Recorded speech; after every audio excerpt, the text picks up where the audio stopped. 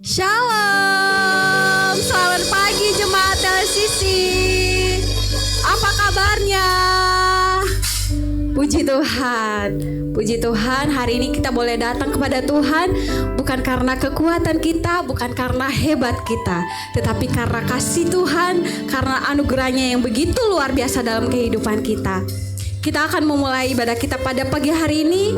Kita awali hari kita, ibadah kita dengan penuh ucapan syukur kepada Tuhan. Saya mengajak kita semua untuk berdiam diri.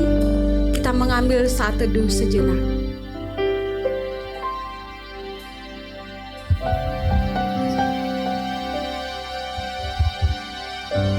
Terima kasih Tuhan buat kebaikan-Mu dalam kehidupan kami.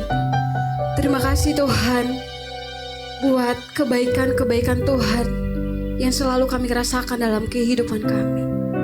Pagi ini Tuhan, kami mau datang kepadamu Tuhan. Kamu mau menyerahkan seluruh kehidupan kami ke dalam tangan Tuhan. Pakai kehidupan kami Tuhan menjadi alat-Mu. Biarlah hidup kami Tuhan hanya memuliakan nama-Mu saja.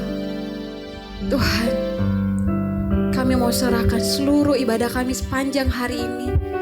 Biarlah Tuhan ada di tengah-tengah kami. Biarlah kami bisa merasakan setiap hadirat Tuhan dalam setiap hidup kami. Terima kasih Tuhan. Ini hidup kami Tuhan. Layaklah setiap kami Tuhan Yesus. Mari kita datang kepada Tuhan dengan penuh ucapan syukur kita. Kita bersyukur buat kebaikan-kebaikan Tuhan yang boleh kita rasakan dalam kehidupan kita. Mari saya ajak kita semua untuk bangkit berdiri.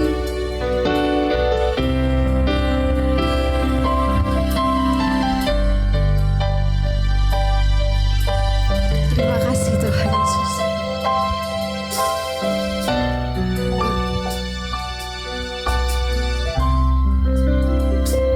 Sama-sama katakan.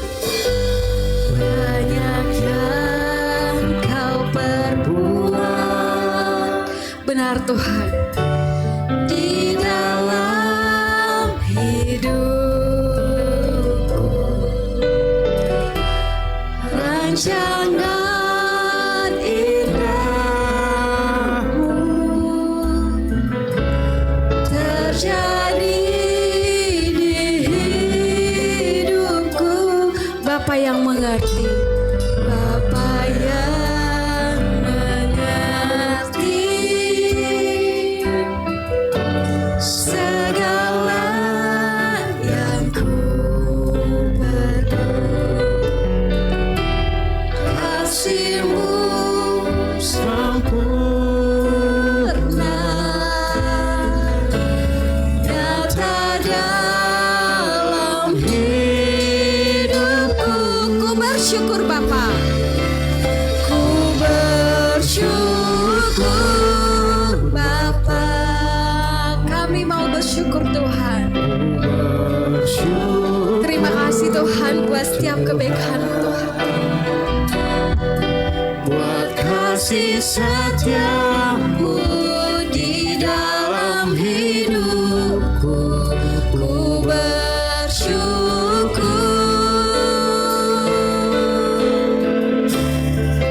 Ku bersyukur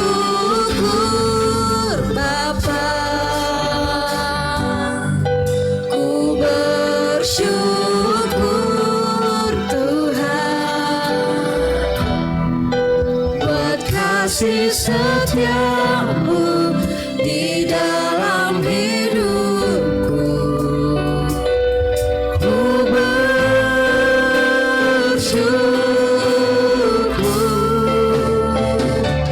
Tuhan. Mari kita nyanyikan lagu ini dengan penuh ucapan syukur kita kepada Tuhan. Buat setiap kasih setianya, buat setiap penyertaannya dalam setiap kehidupan kita. Banyak yang Kau perbuat di dalam hidupku. Rancangan indahmu terjadi di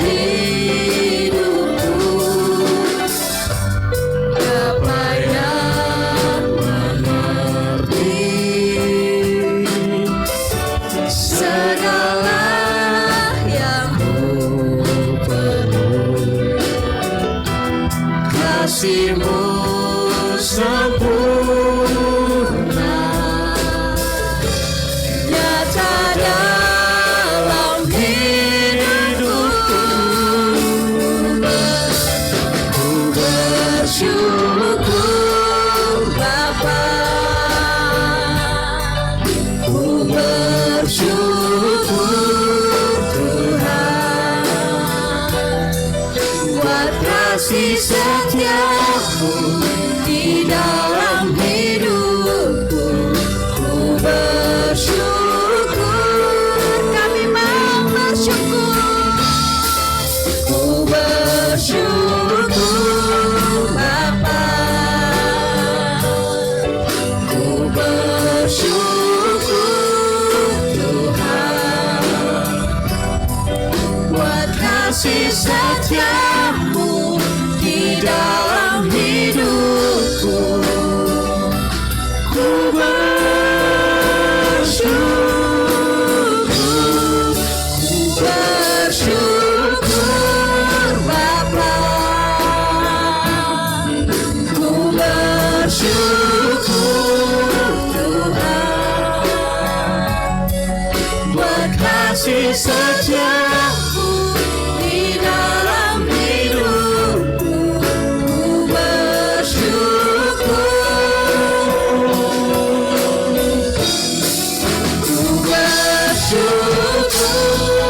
Bapa, ku bersyukur Tuhan, buat kasih setia-Mu di dalam hidupku. Ku bersyukur. Sama-sama katakan ku bersyukur. Tuhan, ku bersyukur Tuhan, buat Kasih setia-Mu di dalam hidupku. Ku bersyukur, kami mau bersyukur. ku bersyukur. Terima kasih Tuhan buat penyertaan-Mu dalam kehidupan kami. Terima kasih Tuhan, buat kasih setia-Mu di dalam hidupku. ku bersyukur,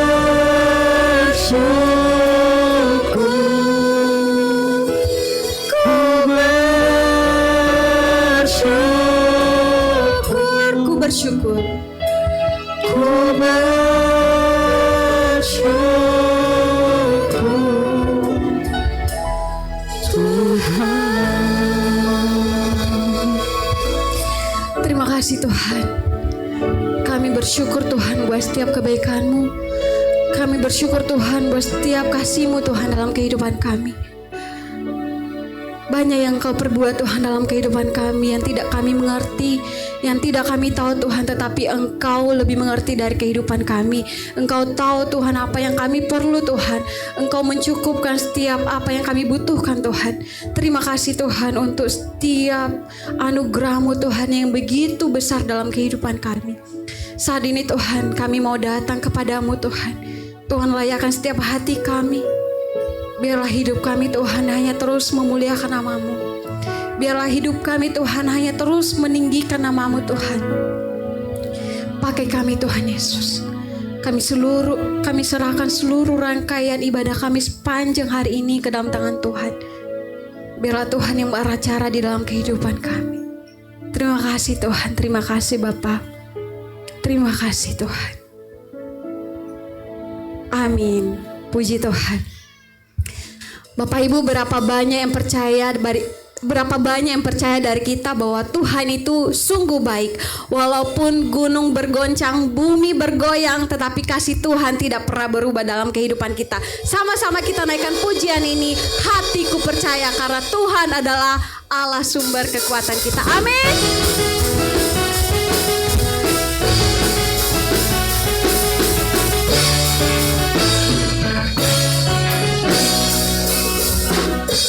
Tuhanlah kekuatan bermazmurku. Dia gunung batu dan keselamatanku. Hanya padamu hatiku percaya. Kala menara Dan apa? kota perlindungan. Ku mau selalu bersyukur sebab cintamu padaku takkan pernah berubah. Hatiku percaya walau bumi bergoncang, gunung-gunung beranjak, namun kasih setiamu tak pergi dariku. Ya, puji Tuhan. Kasih setia Tuhan tidak pernah berubah dalam kehidupan kita. Tuhanlah kekuatan dan mazmurku. Dia gunung batu dan keselamatanku. Hanya padamu hatiku percaya. Kaulah menara dan kota perlindungan.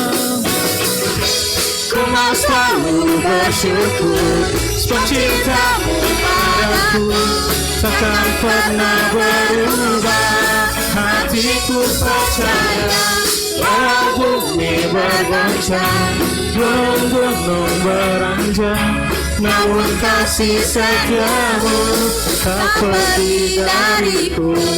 Ku mau selalu Bersyukur sebab cintamu padaku takkan pernah berubah. Hatiku percaya walau bumi bergoncang, gunung-gunung beranjak, namun kasih setiamu tak pergi dariku.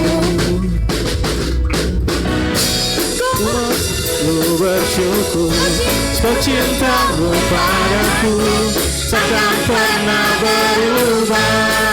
Hatiku percaya walau bumi bergoncang, gunung-gunung beranjak, namun kasih setiamu tak pergi dariku. Kasih setiamu tak pergi dariku. Kasih setiamu tak pergi dariku.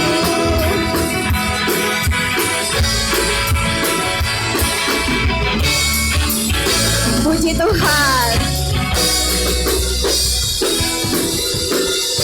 Bapak Ibu, masih semangat memuji Tuhan? Masih semangat, puji Tuhan.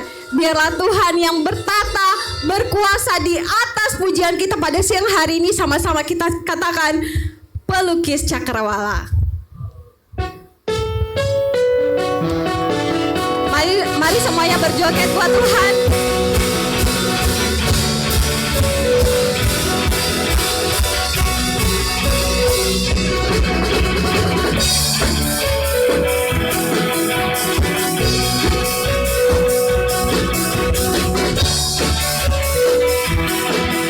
Sama-sama katakan, pelukis cakrawala, berangkai jagat raya, pencipta alam semesta, pemilik kehidupan, pemilik kehidupan yang sanggup menyelamatkan jalan-jalan kebenaran. Kami rindukan Tuhan, Kami rindukan kuasa lawatan-Mu, kebangkitan pasti terjadi. Datanglah dan berkata, kuat dan berkuasa, saat hati bersatu menaikkan pujian, belenggu dipatahkan, mujizat dinyatakan. Ada. puji Tuhan. Biarlah Dia yang bertata di atas pujian kita pada siang hari ini, karena Dia Allah yang berkuasa, Allah yang hebat.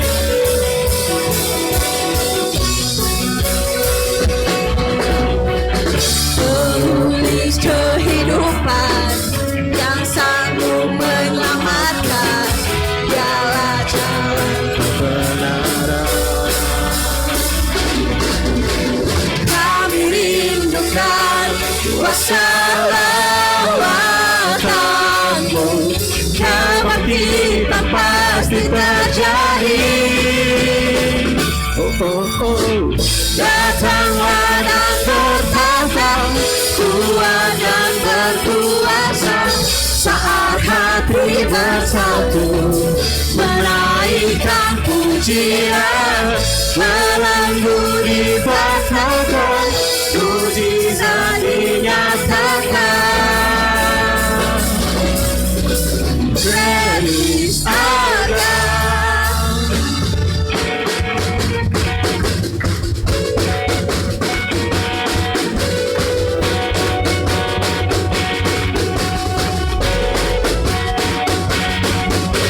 Kami rindukan kuasa lawatanmu, kebangkitan pasti terjadi. Datanglah dan berkata, kuat dan berkuasa, saat hati bersatu menaikkan pujian, belenggu dipatahkan, mujizat dinyatakan. Praise God. Datanglah dan berkata, kuat dan berkuasa, saat hati bersatu menaikkan pujian, belenggu dipatahkan, mujizat dinyatakan. Praise our God. Puji nama Tuhan.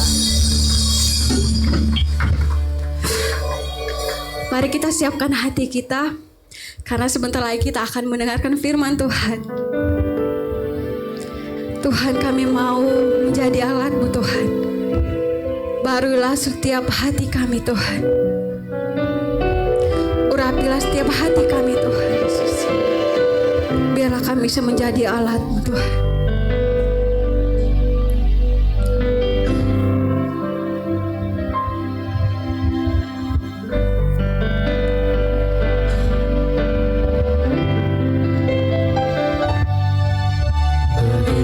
Bejana siap dibentuk, demikian hidupku di tangan-Mu. Dengan urapan kuasa Roh-Mu, ku dibaharui selalu. Jadikan kami alat-Mu Tuhan. Jadikan ku alat dalam rumah-Mu. Inilah hidupku di tangan-Mu. Bentuklah seluruh kehendak-Mu, pakailah sesuai rencana-Mu. Kami mau seperti Engkau Yesus. Terima kasih Tuhan. Pakai hidup kami Tuhan menjadi alat. Bentuk hati kami Tuhan,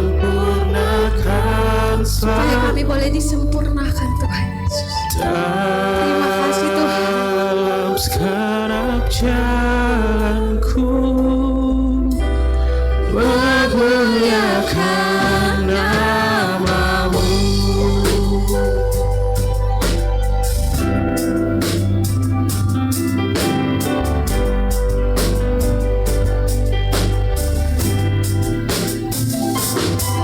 Hentikan bejana siap dibentuk, demikian hidupku di tangan-Mu.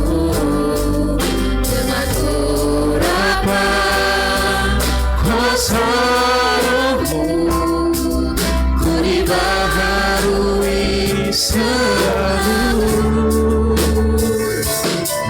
Jadikan ku alat dalam rumah-Mu. Inilah hidupku di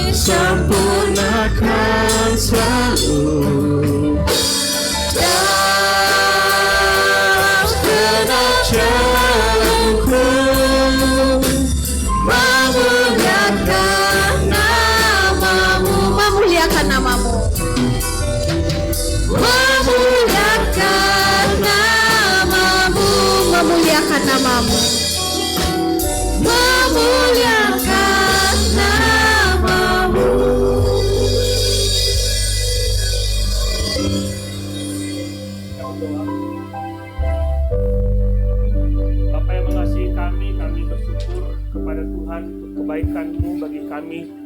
Terima kasih kalau kami boleh beribadah pagi hari ini. Tuhan akan menolong kami menerjemahkan firman Tuhan ke hati kami masing-masing. Engkau berbicara kepada kami supaya kami mengalami kebangunan rohani dari Tuhan sendiri. Bapa, terima kasih, kami bersyukur menyerahkan ibadah kami kepadamu dalam nama Tuhan Yesus. Amin. Silakan duduk saudara dikasihi Tuhan. Kita skip sejenak dari kitab Maleakhi. Saudara yang baru hadir, saat ini memang kita sedang membahas surat Maleakhi. Nanti kita akan lanjutkan, tapi kita akan coba melihat terlebih dahulu kitab Yesaya. Ini penting karena saat ini beberapa di antara saudara sedang berpuasa, ya begitu ya. Masih lanjut nggak puasanya? Kalau saudara lihat di depan, itu ada daftar kita berpuasa selama 1 tahun.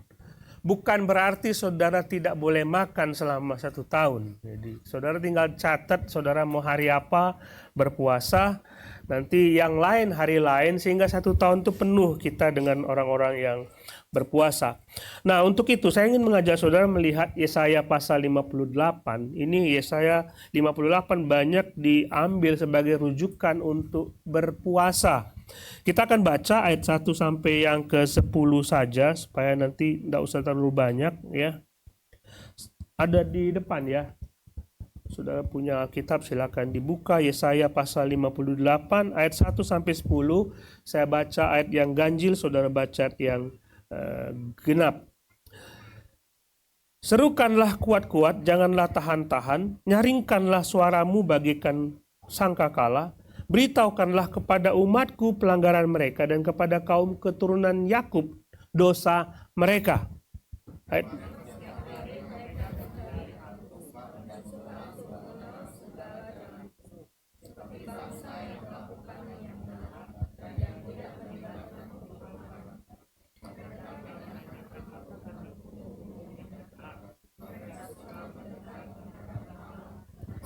Mengapa kami berpuasa dan engkau tidak memperhatikannya? Mengapa kami merendahkan diri dan engkau tidak mengindahkannya juga? Sesungguhnya pada hari puasamu engkau masih tetap mengurus urusanmu dan kamu mendesak-desak semua buruhmu.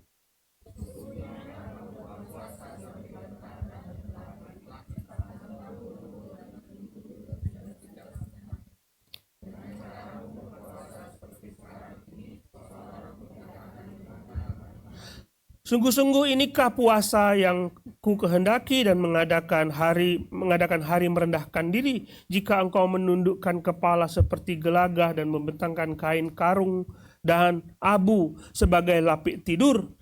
Sungguh-sungguh itukah yang kau sebut berpuasa, mengadakan hari yang berkenan kepada Tuhan?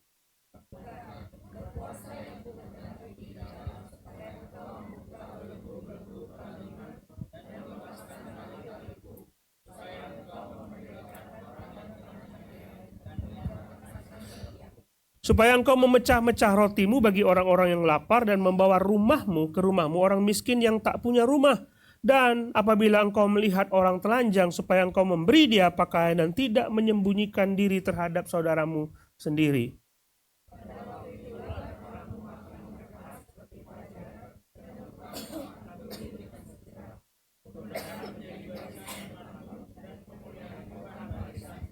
Pada waktu itulah engkau akan memanggil dan Tuhan akan menjawab. Engkau akan berteriak minta tolong dan ia akan berkata, ini aku. Apabila engkau tidak lagi mengenakanku kepada sesamamu dan tidak lagi menunjuk-nunjuk orang dengan jari dan memfitnah.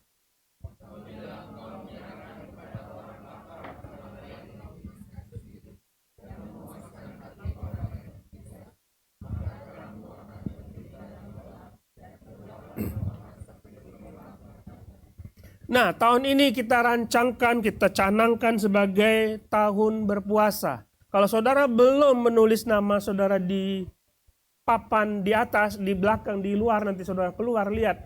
Tulis saudara mau puasa hari apa, 1 hari, mau 2 hari, mau apa saja.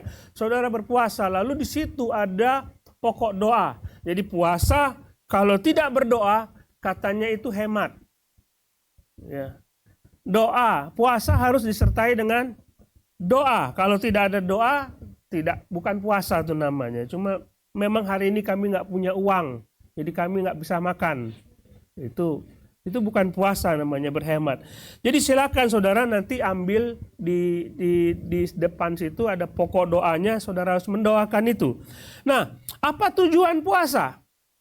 Apa tujuan puasa? Waktu kita mencanangkan supaya kita berpuasa, masih banyak orang yang masih bingung, ini puasanya itu seperti apa, jam berapa mulai, jam berapa berakhir, boleh makan atau tidak boleh makan, apa yang boleh, apa yang dilarang. Itu semua pertanyaan-pertanyaan kita tentang cara berpuasa. Itu ya, jadi kita suka berpikir seperti itu karena kita tinggal di sebuah negara di mana orang lain berpuasa dengan caranya, dan kadang-kadang kita terpengaruh dengan cara mereka berpuasa. Nah, puasa adalah sesuatu yang biasa bagi orang Kristen. Jadi jangan ngomong orang Kristen tidak berpuasa. Memang tidak pernah ditunjukkan kapan kita berpuasa. Nggak pernah. Nggak pernah dicanangkan hari bulan tertentu orang Kristen harus berpuasa. Tidak ada itu. Dan tetapi di dalam firman Tuhan dalam Alkitab itu sudah sesuatu yang lumrah kalau orang-orang berpuasa. Dalam Matius pasal 6 ayat yang ke-16 disebutkan di situ. Dan apabila kamu berpuasa, ini Yesus ngomong kepada murid-muridnya. Dia mengajar dalam khotbah di bukit itu. Dan apabila kamu berpuasa. Jadi Yesus dalam pikiran Yesus, kita berpuasa. Bukan berarti tidak berpuasa. Kalau kamu berpuasa. Arti Yesus ingin supaya kita berpuasa. Banyak tokoh di dalam Alkitab berpuasa. Paulus berpuasa. Umat-umat dalam perjanjian baru, dalam gereja, mula-mula mereka berpuasa. Karena banyak sekali tekanan. Yesus bilang, apabila kamu berpuasa, artinya dia mengakui ada ritual puasa. Ada ibadah puasa bagi kita sebagai orang Kristen. Jadi puasa adalah aktivitas yang lumrah, normal bagi kita sebagai orang percaya. Saudara pernah puasa? Angkat tangan yang pernah puasa. Angkat tangan. Wow, banyak. Berarti banyak yang belum ya. Kita harus puasa. Nah, memang ada banyak tujuan puasa. Banyak tujuan puasa. Yesus dalam Matius pasal 6 ini dia mengecam orang-orang cara mereka berpuasa. Karena puasa adalah aktivitas kita bersama dengan Tuhan. Nggak peduli dengan lingkungan sekitar kita. Tidak peduli. Mereka mau seperti apa, kita nggak ada urusannya sama mereka. Tapi ketika orang-orang Farisi berpuasa, mereka menunjukkan itu dengan orang lain. Seolah-olah dia menunjukkan kepada orang lain, aku puasa. Dia semacam kamu sedang beribadah kepada orang lain. Sehingga tujuannya adalah mereka ingin menunjukkan kepada orang lain, dia ingin dipuji oleh orang lain dan tidak dipuji oleh Tuhan. Puasa adalah relasi kita sama Tuhan, bukan sama orang lain. Ya, tidak usah ditunjuk-tunjukkan kepada orang lain. Nah, ada banyak cara kita berpuasa. Kita melihat contoh saja di dalam Alkitab. Dalam Hakim-Hakim pasal 20 ayat 26, di situ mereka berpuasa dari matahari terbit sampai matahari terbenam. Dari matahari terbit sampai matahari. Berarti 1 hari mereka berpuasa. Tidak apa-apa. Mereka tidak makan. Tidak minum juga nggak apa-apa. Ada yang puasa makan dan minum, nggak apa-apa. Minum jus tidak apa-apa. Kalau memang itu mau. Puasa itu sendiri berarti memang tidak makan. Arti puasa tidak makan. Tapi ada makna lain dari berpuasa dalam menahan diri. Tapi bukan berarti kita boleh menahan diri. Misalnya nih ada yang ngomong, karena puasa artinya menahan diri, saya menahan diri tidak nonton TV. Banyak begitu kan? Tapi tetap makan. Oh, tidak bisa begitu. Puasa artinya tidak makan. Jangan ngomong saya menahan diri untuk tidak makan bakmi. ya saudara makan yang lain. Ya kan? Bukan seperti itu. Jadi puasa itu artinya tidak makan. Dan memang menahan diri. Menahan diri itu tidak makan. Menahan diri untuk hal-hal yang lain.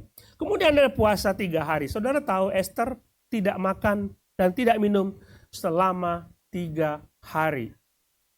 Saudara silakan kalau mau coba puasa Esther. Kalau sanggup. Ya. Kemudian Paulus juga 3 hari. Waktu dia bertobat. Waktu dia bertobat, dia percaya kepada Yesus, matanya buta, dan dia berdiam diri dan 3 hari tidak makan, tidak minum. 7 hari, 1 Samuel pasal 31 ayat 11.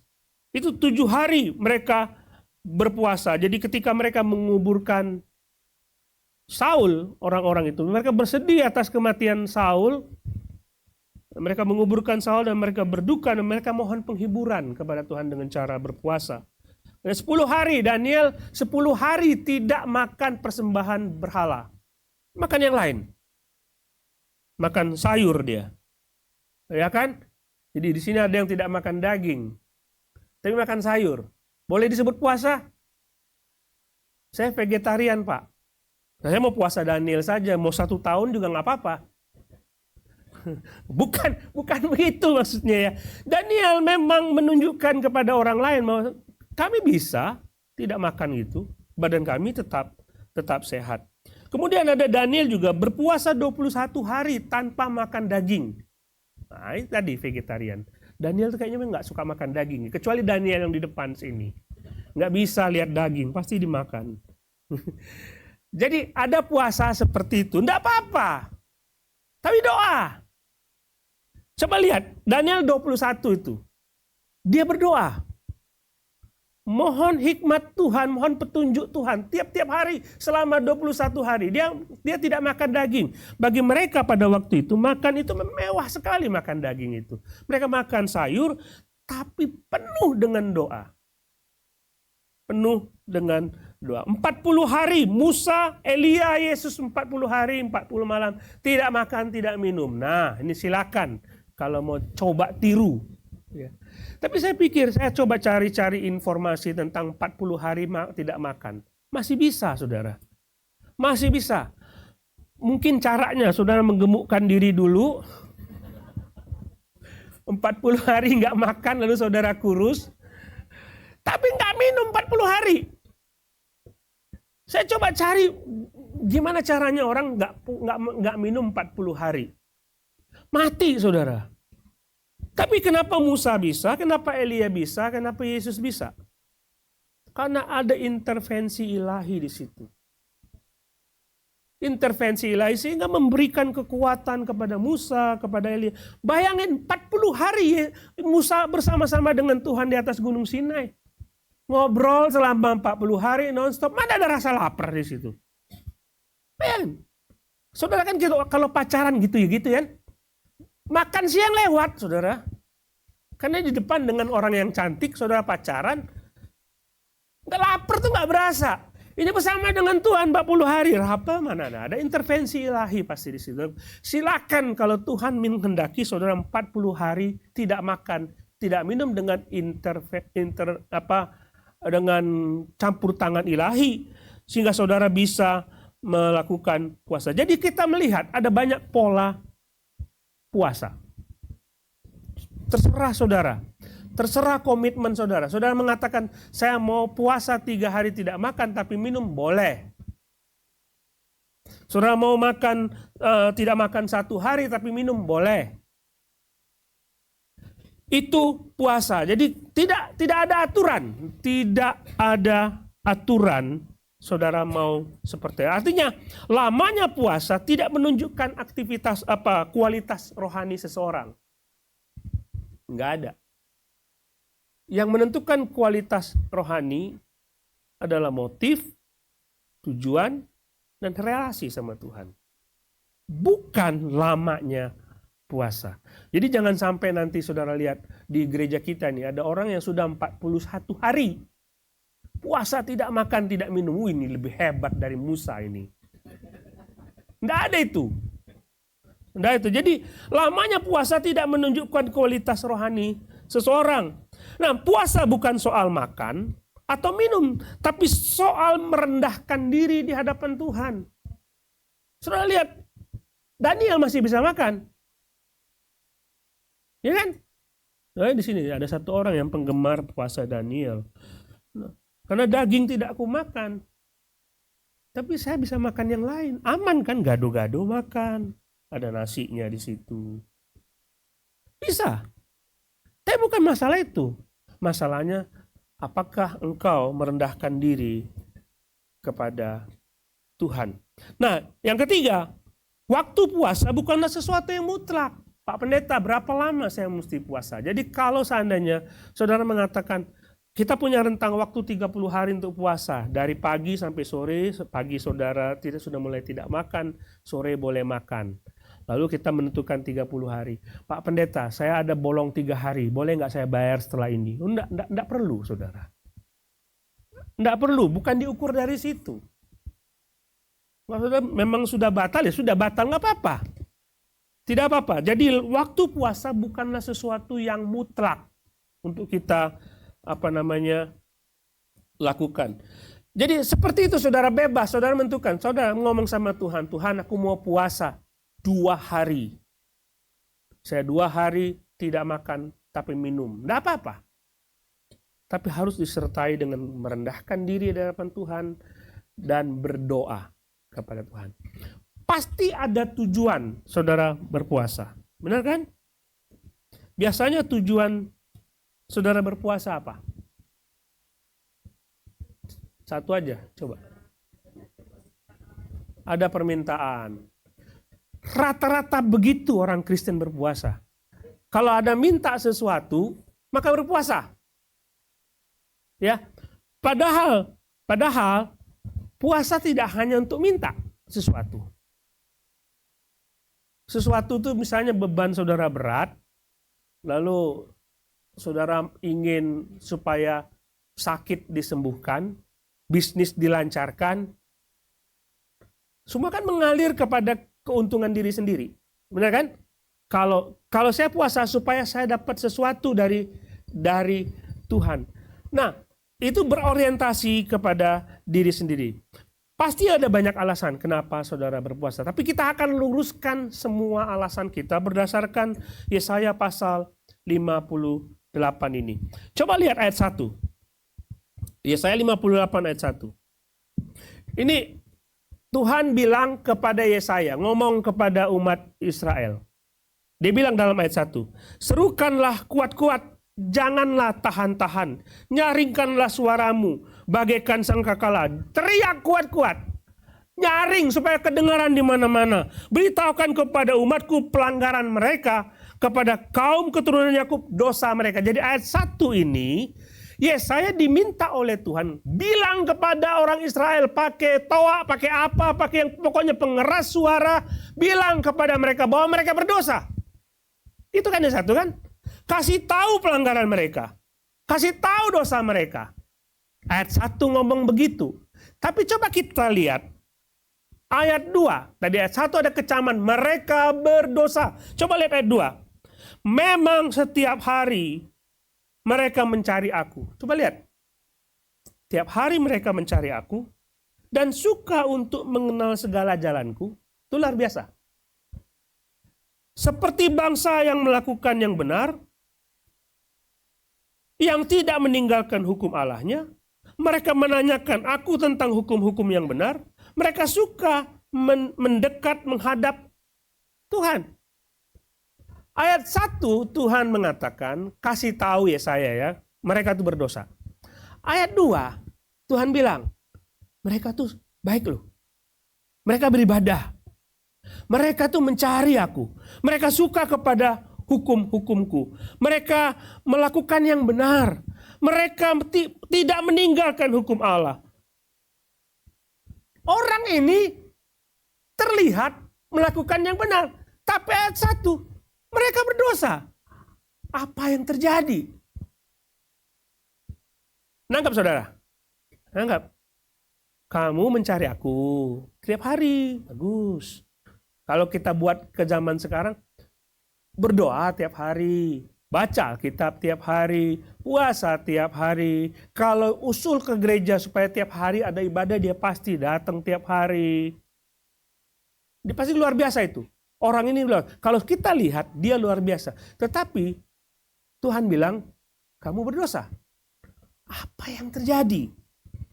Apa yang terjadi dengan mereka ini? Setiap hari mereka mencari Tuhan, tapi mereka disebut Tuhan berdosa. Kalau Anda ketemu dengan orang seperti ini, saudara mengatakan orang ini pasti saleh. Tapi siapa yang tahu isi hati mereka? Nggak ada yang tahu. Cuma Tuhan tahu kebusukan. Karena mereka orang-orang Israel ini mendahulukan apa yang disebut dengan ritual agama. Mereka mencoba untuk mengubah diri mereka melalui penampakan lahiriah, hingga mereka mencoba untuk supaya dirinya diubahkan. Jadi yang dirubah itu penampakan luarnya, hatinya tidak berubah. Itu mereka mencoba melakukan itu. Seolah-olah aku ingin melakukan sesuatu yang baik, tapi sebenarnya bukan dari dalam dirinya. Saya pernah beri kesaksian kepada saudara bahwa dulu waktu saya kuliah, saya baca Galatia dan saya melihat bahwa buah roh itu bagus sekali. Kasih, damai sejahtera, segala macam. Saya catat itu semua. Semuanya saya catat. Ada 9 tangkai itu. Ya.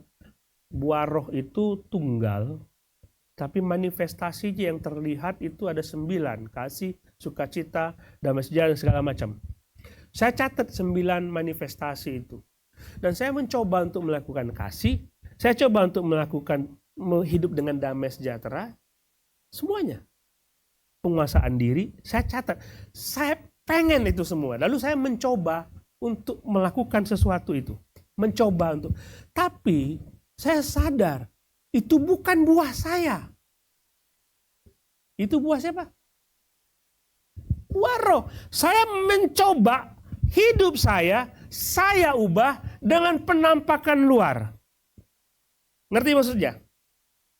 Terlihat baik, tapi di sininya masih busuk. Kita mencoba seperti itu. Kadang-kadang orang Kristen itu seperti itu. Nampaknya baik, tapi di sininya masih busuk. Jadi ritual agama tidak mengubah hidupmu. Engkau melakukan apapun itu tidak mengubah hidupmu. Engkau harus dari dalam. Maka saya sadar, itu buah roh bukan buah kamu. Harusnya roh yang intervensi, yang mengubah supaya buah-buah itu muncul. Mengerti maksud saya? Nggak bisa dari luar. Harus dari dalam. Kalau saudara melihat sebuah mobil Mercy, mobil BMW, terlihat bagus, tapi larinya nggak kenceng. Begitu dibuka mesinnya, mesin bajai. Dalamnya nggak bisa, bodinya bagus. BMW, Mercy, isinya bajai. Nggak bisa bagus, saudara.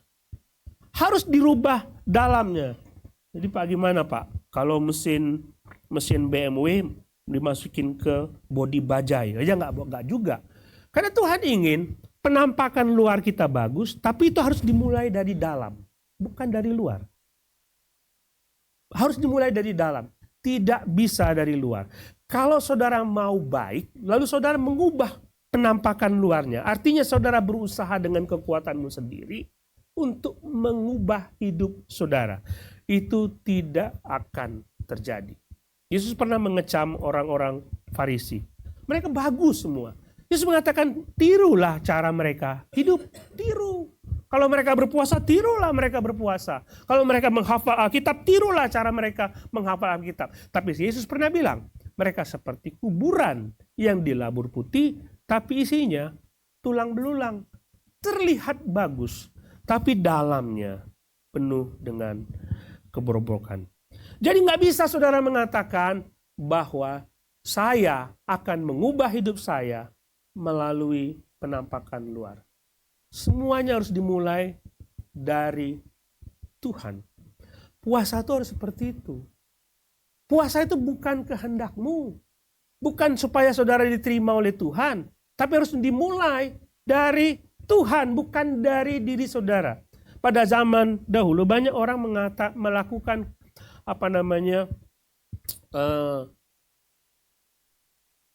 mengasingkan diri, tidak makan, lalu pokoknya tidak ada dunia luar, lalu berdiam diri dan mengatakan, ini yang akan aku lakukan supaya aku tidak bisa dipengaruhi oleh dunia luar. Katakanlah begini, saudara masuk ke sebuah ruangan, mengurung diri di situ selama beberapa bulan, dan saudara mengatakan, aku tidak mau dipengaruhi oleh dunia luar. Bisakah saudara berubah? Nggak bisa. Pikiran kita masih nggak benar. Hati kita masih nggak benar. Sekalipun saudara berada di tempat kegelapan, saudara masih bisa melakukan dosa, sekalipun saudara sendiri. Jadi yang harus dirubah dari dalam. Ada contoh yang baik. Ketika Daud berdosa, dia menghampiri Betsheba, dia berpuasa. Lalu dia punya kesimpulan doanya kepada Tuhan. Dalam Mazmur 51 ayat 12, dia berkata, jadikanlah hatiku tahir, suci. Sucikanlah hati, create me a clean heart. Sucikanlah hatiku. Ya Allah, perbaharuilah batinku dengan roh yang teguh. Dia ngomong seperti itu. Dia tidak mengatakan, aku akan mengubah diriku. Dia minta Tuhan yang mengubah dirinya. Dia minta Tuhan yang mengubah hatinya supaya dia bisa dipulihkan. Harus berangkat dari situ. Kalau saudara mau berpuasa, harus berangkat dari situ. Berangkat dari minta Tuhan memperbarui hidup saudara. Bukan puasa untuk mempengaruhi Tuhan, bukan. Tapi puasa dari dalam diri. Tuhan yang menggerakkan saudara berpuasa. Tuhan yang mendorong saudara untuk melakukan yang tadi. Jadi, kalau saudara punya mesin Mercy, nanti bodinya harus Mercy. Begitu bukan? Kalau hati saudara sudah benar, keluarnya pasti benar. Nggak mungkin nggak benar. Ngerti maksud saya? Bisa nggak Pak mesinnya Mercy, bodinya bajanya? Nggak bisa. Tidak bisa. Ngerti maksudnya? Jadi penampakan luar itu terjadi karena perubahan yang ada di dalam diri kita. Bukan kita dari luar, kita mengubah ke dalam. Kita minta Tuhan yang mengubah hati kita, sehingga nanti keluar dari dalamnya sesuatu yang bagus. Saya pernah cerita ini. Di kamar saya itu bau rupanya, ini bau bangkai. Pernah cerita ya? Bangkai tikus? Nggak mungkin bangkai tikus. Tapi apa yang kami lakukan? Saya beli pewangi ruangan, saya taruhlah di situ. Di pewangi ruangan. Wangi sih. Cuma masih ada bau-baunya.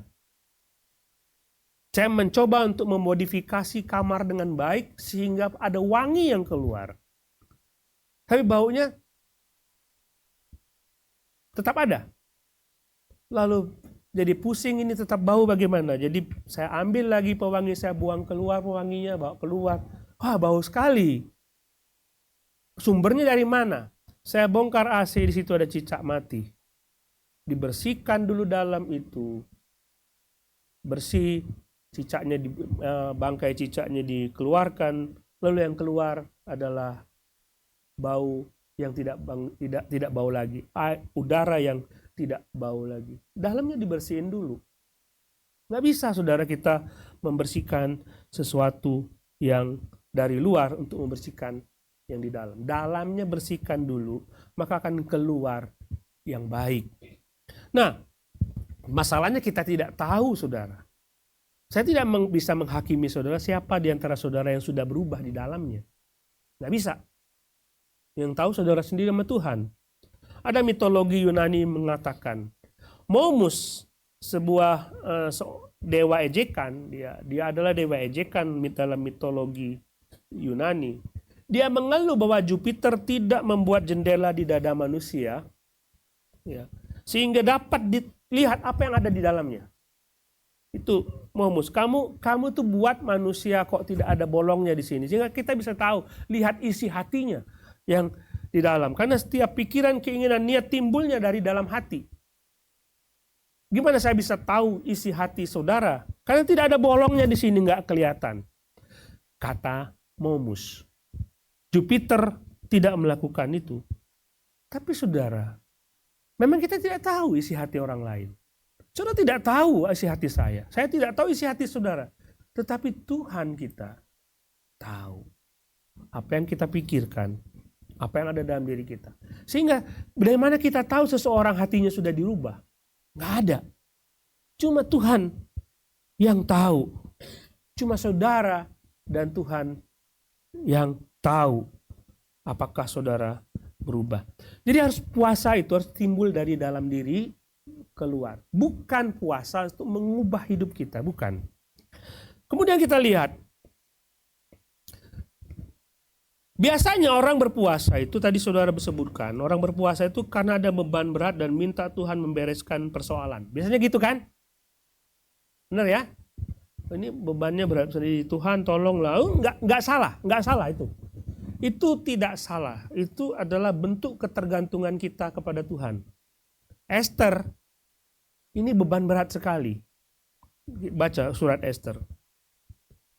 Ini sudah ada dekrit dari raja bahwa orang-orang Yahudi akan dibasmi. Aku bisa apa? Aku nggak bisa apa-apa. Dekrit itu sudah akan disebar luaskan ke orang-orang lain. Itu nggak salah. Karena itu berada di luar kendali Esther, sekalipun dia diangkat sebagai ratu. Dan kalau dia menghadap raja pun, kalau raja tidak berkenan kepada dia bisa mati. Jadi apa yang Esther lakukan? Dia berpuasa. Tuhan, kami tidak sanggup melakukan ini. Jadi nggak apa-apa saudara memohon kepada Tuhan, membereskan setiap persoalan saudara karena saudara tidak mampu. Jadi itu bentuk ketergantungan kepada Tuhan. Tapi kita coba lihat ayat 3. Mengapa kami berpuasa dan engkau tidak memperhatikannya juga? Mengapa kami merendahkan diri dan engkau tidak mengindahkannya juga? Apa gunanya kami berpuasa kalau Tuhan tidak melihat?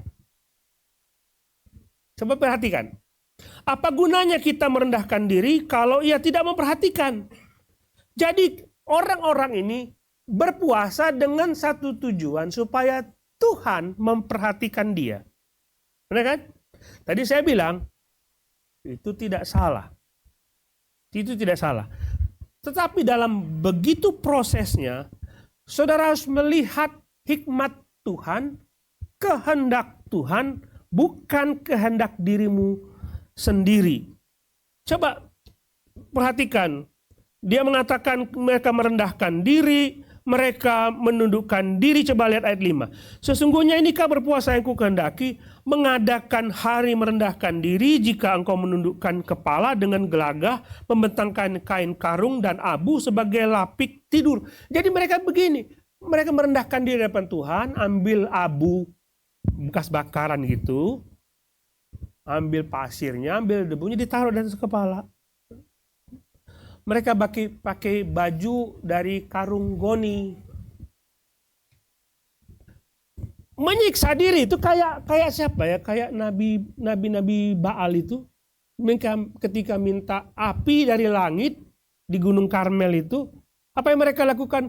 Baal, dengarkanlah doa kami, nggak turun. Apa yang mereka lakukan? Ambil batu yang tajam, mereka gosok-gosok. Lihat Baal, kami merendahkan diri, kami gosok-gosok itu batu, mereka berdarah. Dan mereka pikir dengan cara begitu, maka Tuhan akan, oh kasihan anakku, dia menderita.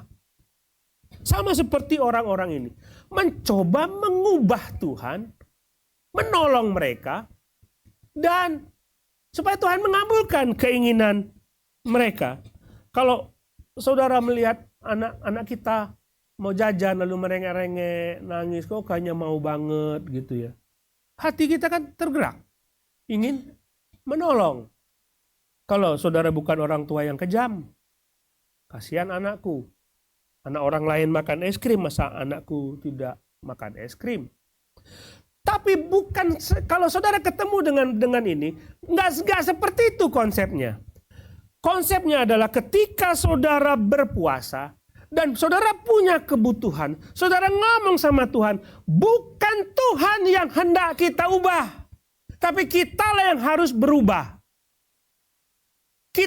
Keinginan kita harus menyesuaikan diri dengan keinginan Tuhan. Tuhan akan jawab setiap doamu kalau itu sesuai dengan apa yang Dia mau. Kalau Dia tidak mau, saudara pasti tidak bisa terjadi. Mengerti maksudnya? Berdoa, berpuasa, Tuhan tolonglah. Kita ambil contoh Daud lagi lah. Dia kan punya anak hasil hubungannya sama Batsheba. Dia berdoa. Tidak makan. Raja makanlah. Berdoa dia diam aja. Dan dia berdoa. Dengan harapan anak itu masih hidup. Tapi apa yang terjadi? Anak itu tidak hidup. Lalu apa jadi? Daudlah yang harus berubah. Doa itu bukan mengubah keputusan Tuhan. Doa itu mengubah kita. Doa itu harus mengubah kita. Berpuasa bukan untuk mengubah Tuhan. Berpuasa haruslah kita yang diubah oleh Tuhan. Mindset kita yang harus diubah oleh Tuhan. Banyak tokoh-tokoh Alkitab yang datang kepada Tuhan. Dan mereka minta petunjuk dari Tuhan. Bukan mindset dia, bukan pikiran dia, bukan hikmat dia. Paulus ketika dia ingin masuk ke Asia Kecil. Dan dia berdoa kepada Tuhan. Dan ketika Tuhan menjawab, Tuhan tidak mengizinkan mereka masuk ke Asia Kecil. Mereka harus pergi ke Makedonia. Jadi ketika berhubungan dengan Tuhan, berpuasa sama Tuhan, berdoa kepada Tuhan, mereka lah yang diubah. Bukan Tuhannya. Bukan Tuhannya. Saya kasih pengalaman saya. Waktu saya diminta Tuhan untuk menjadi pendeta. Itu beratnya minta ampun. Beratnya minta ampun. Uang lagi banyak-banyaknya. Jadi saya negosiasi sama Tuhan. Karena saya mengasihi dia. Dan saya bilang sama Tuhan, Tuhan, aku mau melayani Engkau. Dan saya berpuasa. Berpuasa, aku ingin melayani Engkau. Caranya begini, begini, begini. 3 hari, 4 hari saya puasa, saya diam, saya berdoa seperti itu. Tuhan, saya ingin melayani Engkau dengan cara begini, begini, begini. Saya nggak kuat, saudara. Saya tidak kuat, saya harus mengalah. Jadi waktu saya diminta Tuhan jelas sekali minta saya untuk melayani dia sepenuh waktu. Saya berdoa, berpuasa dan minta Tuhan, kalau boleh Tuhan, saya tetap menjadi seorang bekerja, bisnis, tapi saya akan melayani Tuhan. Tuhan minta saya pergi kemana, nggak apa-apa, saya tidak usah dibayar. Pikir saya seperti itu. Tetapi keinginan Tuhan jauh lebih kuat daripada apa yang saya harapkan. No. Saya nggak kuat. Tuhan bilang kamu harus jadi pendeta. Pusing saya. Tetapi siapa yang kuat menghadapi Tuhan? Nggak kuat. Jadi ikut saja apa kata Tuhan. Waktu saudara berpuasa, bukan keinginanmu yang saudara tonjolkan. Apa maksud Tuhan? Ubahlah hidupku. Jadi ketika saudara berpuasa, itu kitalah yang diubah. Bukan Tuhan yang diubah. Mungkin ketika permintaan saudara tidak disetujui oleh Tuhan, ada maksud Tuhan di situ yang jauh lebih baik.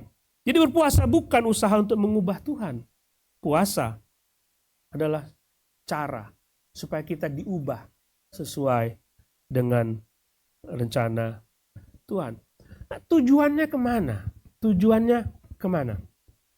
Kalau saudara baca dalam ayat 8. Coba lihat ayat 8. Ini enak sekali bacanya 8. Pada waktu itulah terangmu akan merekah seperti fajar. Lukamu akan pulih dengan segera. Kebenaran menjadi barisan depanmu. Dan kemuliaan Tuhan barisan belakangmu. Waduh! Catat saudara ini, kalau saudara-saudara ini bagus benar ini, menjadi ayat emas saya ini.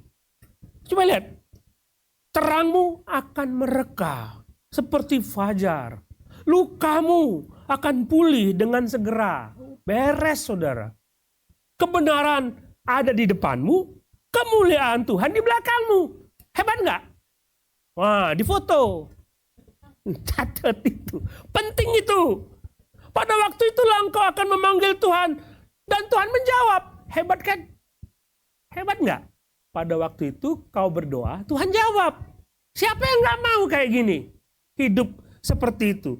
Dan Tuhan menjawab, dan engkau akan berteriak minta tolong, dan dia akan mengatakan, ini aku.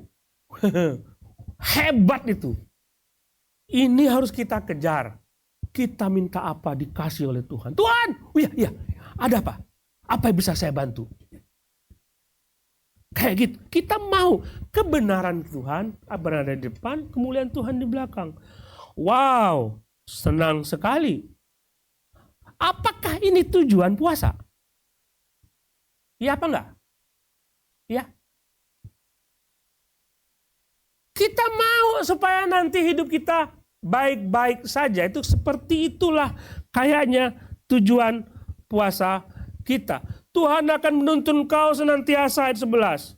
Dan memuaskan hatimu di tanah yang kering. Hebat banget. Dan akan memperbaharui kekuatanmu.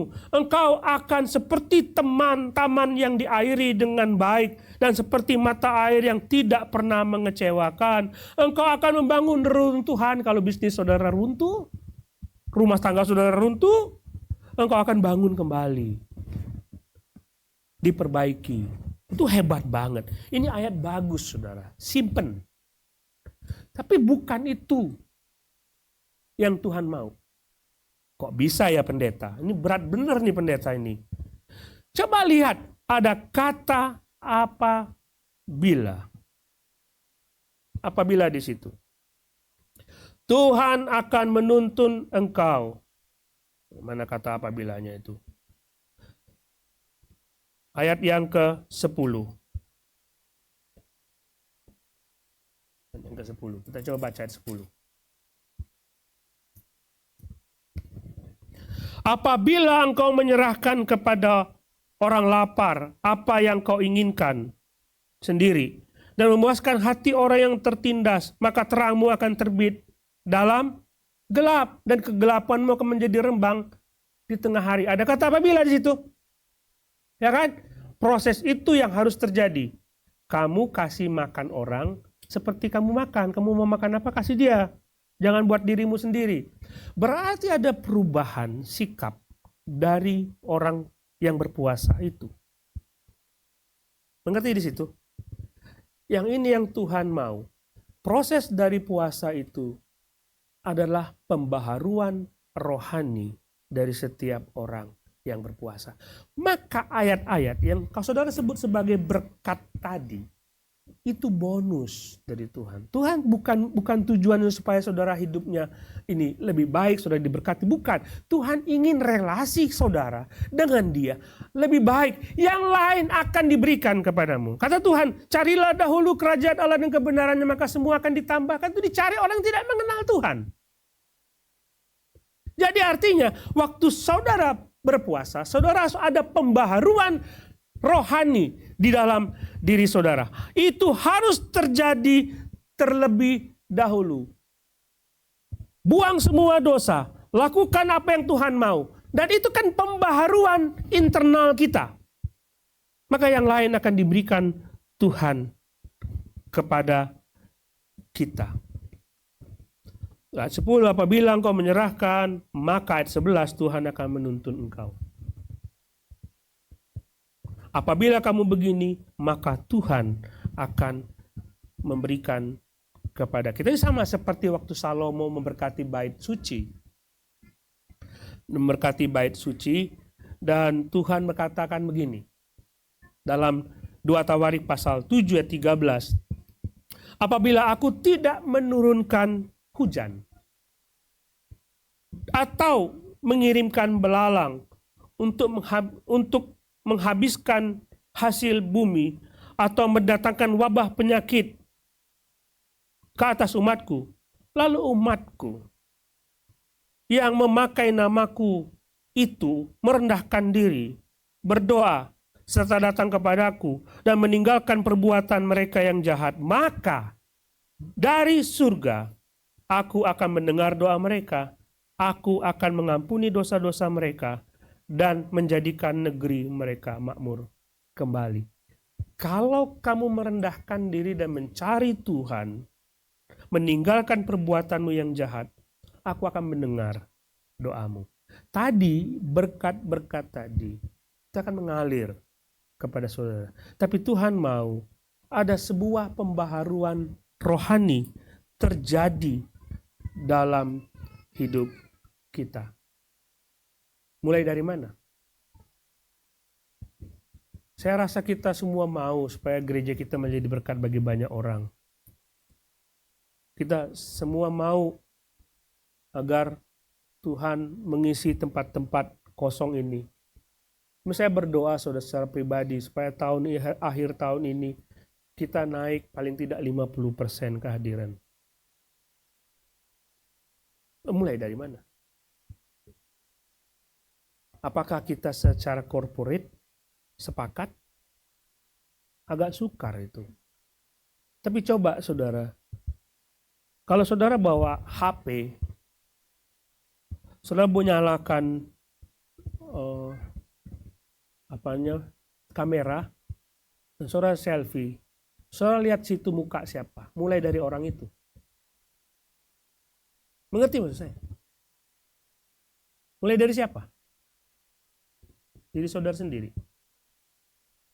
Mulai dari diri saudara sendiri mengalami kebangunan rohani. Satu orang mengalami kebangunan rohani, Tuhan senang sekali. 2 orang mengalami kebangunan, Tuhan senang sekali.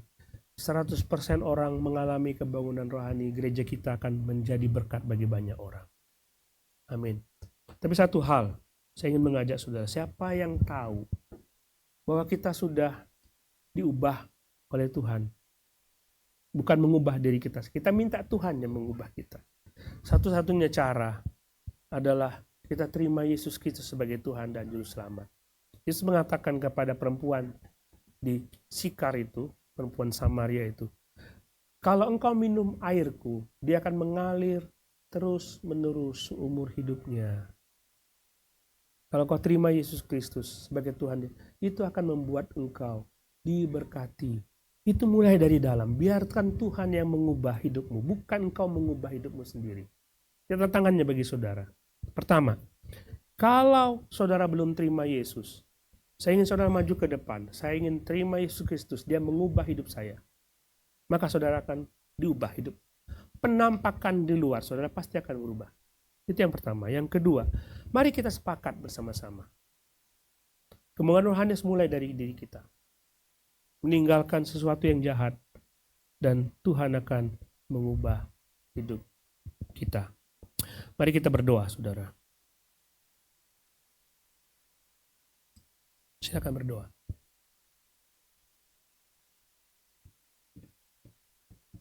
Kalau saudara belum pernah mengaku Yesus Kristus sebagai Tuhan dan Juru Selamat, saudara boleh berdoa, Yesus, aku ingin terima Engkau sebagai Tuhanku.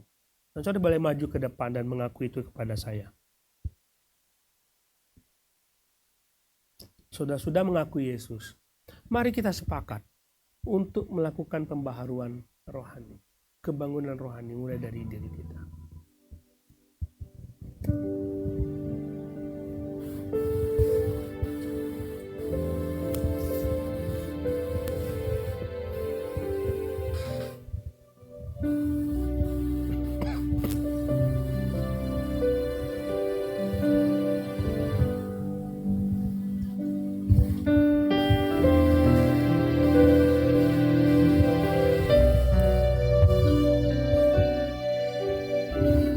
Kita berdiri, kita nyanyikan lagu ini.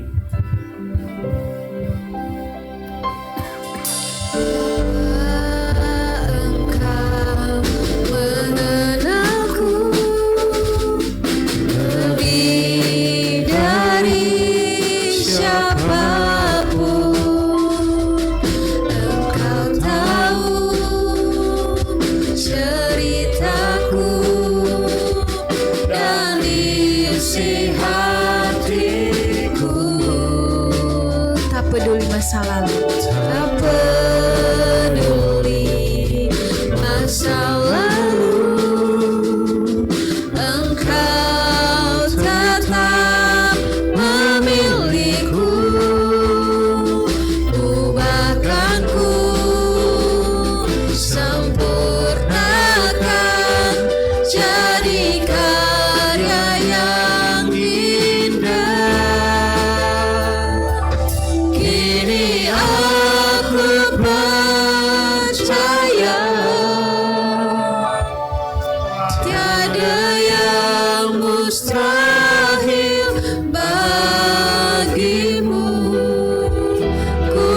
kuasamu kuatkanku, dasarku berharap. Saya mengundang saudara, Kini aku kalau saudara menerima Yesus Kristus sebagai, pada kalau saudara mau mengundang Yesus sebagai Tuhan dan Juru Selamat, dan mengakui Dia sebagai Tuhan, maju ke depan, saya akan berdoa. Silakan. panggilanmu, ku kan setia sampai akhir hidupku. Mari kita nyanyikan lagu ini dari awal. Bapa, Engkau mengenal setiap hati kami, Tuhan.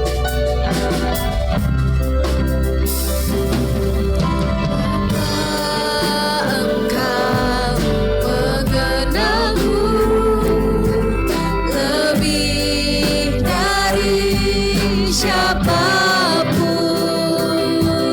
Engkau tahu ceritaku dan isi hatiku. Tak peduli masa lalu, Engkau tetap memilihku. Ubahkanku, sempurnakan, jadi karya yang indah. Kini aku percaya tiada yang mustahil bagimu. Kuasamu kuatkanku, dasarku berharap. Kini aku berserah pada rencanamu bagiku. Ku ikuti panggilanmu, ku kan setia sampai akhir hidupku. Hanya piano saja yang akan memainkan ini. Mari kita berdoa. Kita mengakui dosa kita kepada Tuhan. Dan kita berjanji untuk memperbarui komitmen kita kepada Dia. Memperbarui rohani kita kepada Tuhan.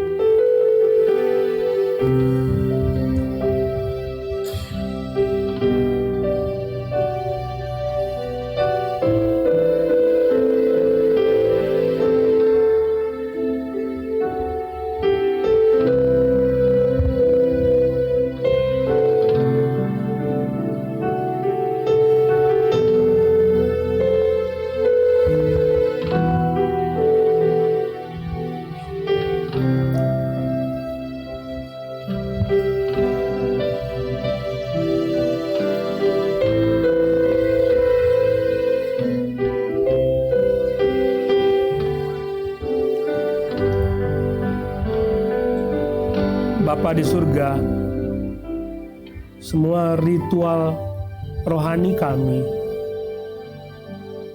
dilihat orang lain sebagai ritual yang benar. Tapi Engkau tahu apa yang terjadi dalam diri kami. Engkau tahu setiap dosa-dosa kami. Karena itu kami berdoa, sucikanlah kami. Tahirkanlah hati kami, supaya dari dalamnya muncul kebenaran-kebenaran ilahi. Kuduskanlah kami. Ampuni setiap dosa kami. Bapa, terima kasih. Kami berdoa dalam nama Tuhan Yesus. Amin. Silakan duduk, saudara.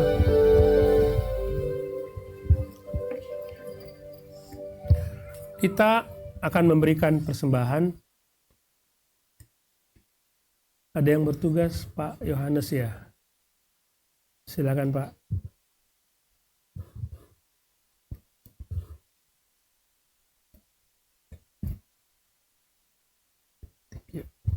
Kita akan berdoa untuk persembahan kita. Bapa di surga, kami bersyukur kepadamu, kami selalu dipelihara oleh Tuhan dalam kehidupan kami. Terima kasih kalau kami boleh beribadah dan Tuhan selalu mencukupkan kami. Kalau saat ini kami ingin memberi bukan karena kami punya, kami menyatakan rasa syukur kami kepada Tuhan. Bapa, terimalah persembahan kami, dalam nama Tuhan Yesus kami berdoa. Amin. Silakan Pak.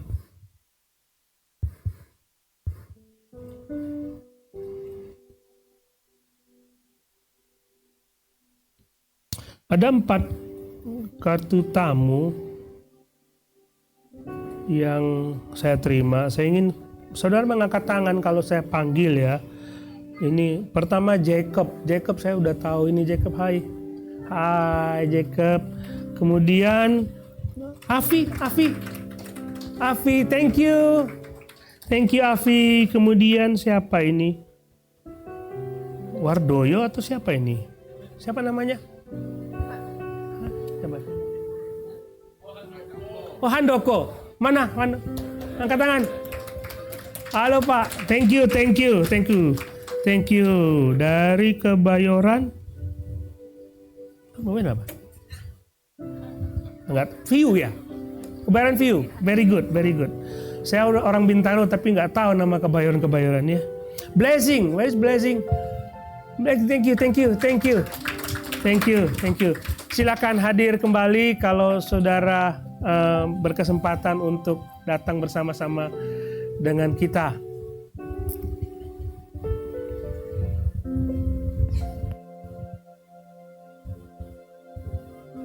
Thank you Pak Yo dan Marcel. Thank you. Ada beberapa hal yang ingin kita perhatikan, pengumuman ya. Pengumuman. Pertama, kita akan ada training sound. Saya tidak tahu sudah daftar berapa, tanggal 14 Mei. Ini cukup mahal saudara kalau saudara training sendiri di luar, tapi bagi 23 ya. Oh 14 outing. Oh ya 23 Mei. 23 Mei nanti kalau saudara mau, kalau anggota gereja pasti gratis, tidak akan dipungut bayaran. Bukan anggota gereja pasti bayar 250. Silakan saudara untuk mendaftar. Kemudian outing kita tanggal 14 Mei, kita akan outing ke Talaga Cikias ya. Kita akan pergi keluar bersama-sama dan nanti saudara keluar, saudara bisa mendaftar di depan ya bersama dengan Lia dan Clarissa. Ini Clarissa di sini. Nanti dia buru-buru ke situ untuk buka meja pendaftaran. 30.000 ya, 30.000 per orang. Kemudian saudara ada video Paskah yang akan disampaikan oleh saudara Sheila.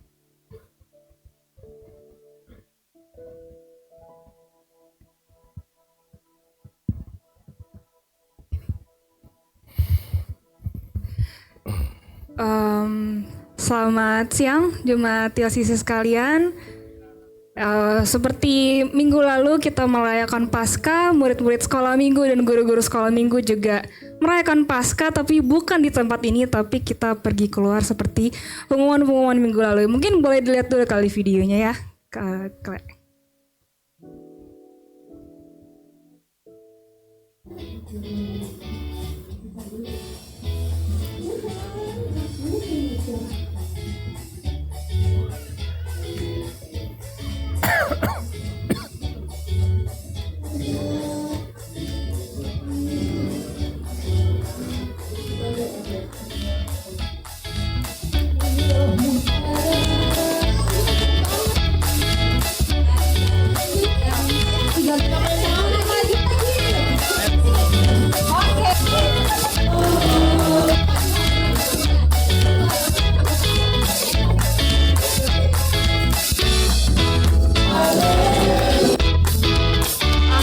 Thank you. Oke, tepuk tangan dulu dong. Siapa yang minggu lalu ikut? Wah, lumayan banyak ya di sini minggu lalu ikut ya. Nah, seperti yang teman-teman udah lihat di video kemarin, minggu lalu kita pergi ke Panti Asuhan dan Panti Jompo Beth Shalom yang ada di Serpong. Puji Tuhan, acaranya berjalan sangat baik, sangat lancar, dan kita semua menerima dan memberikan sukacita yang cukup banyak ya, mungkin teman-teman bisa kita bilang ya. Di sana kita berkegiatan, ada kita kita memuji Tuhan, kita juga mendengarkan kesaksian-kesaksian hidup dari oma opa yang ada di sana, juga kesaksian hidup dari teman-teman panti asuhan di sana, juga kita ada firman Tuhan dan kita ada games juga yang kita bisa ikuti bersama-sama minggu lalu. Juga kita jalan-jalan di tempatnya, dan puji Tuhan semua oma opanya happy ya kalau teman-teman lihat dari minggu lalu.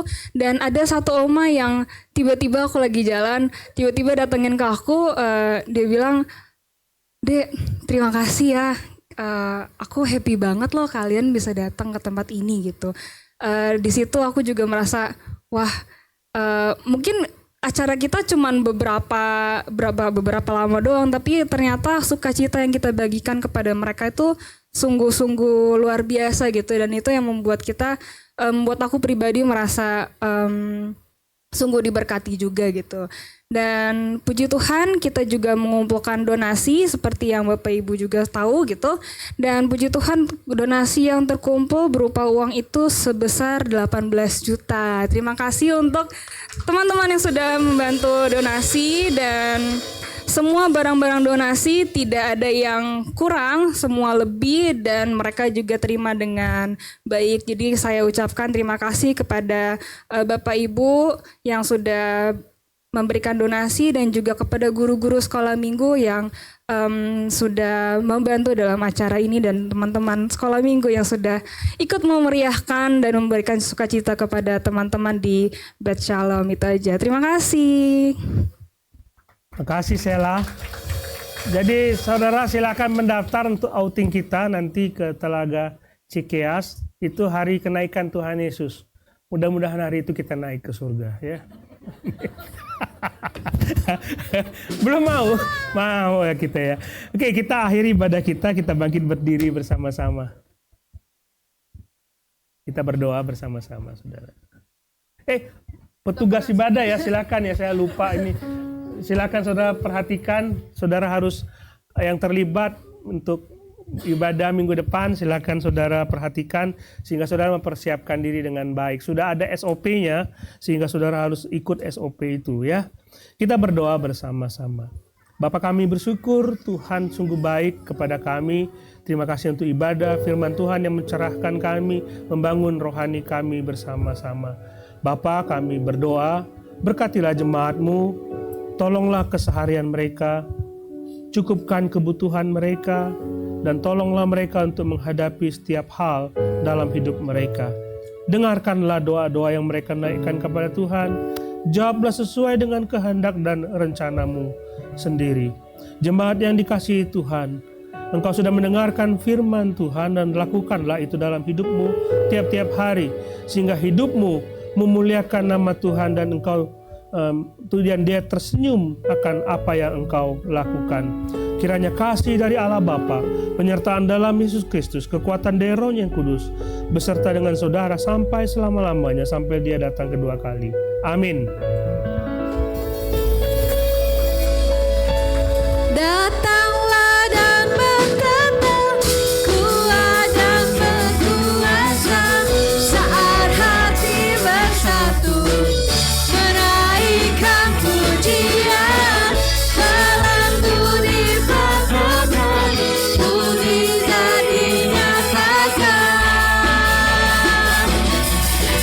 Bukti saja. Puji nama Tuhan. Ibadah kita telah selesai. Sebelum kita meninggalkan tempat duduk kita akan mengambil saat teduh sejenak.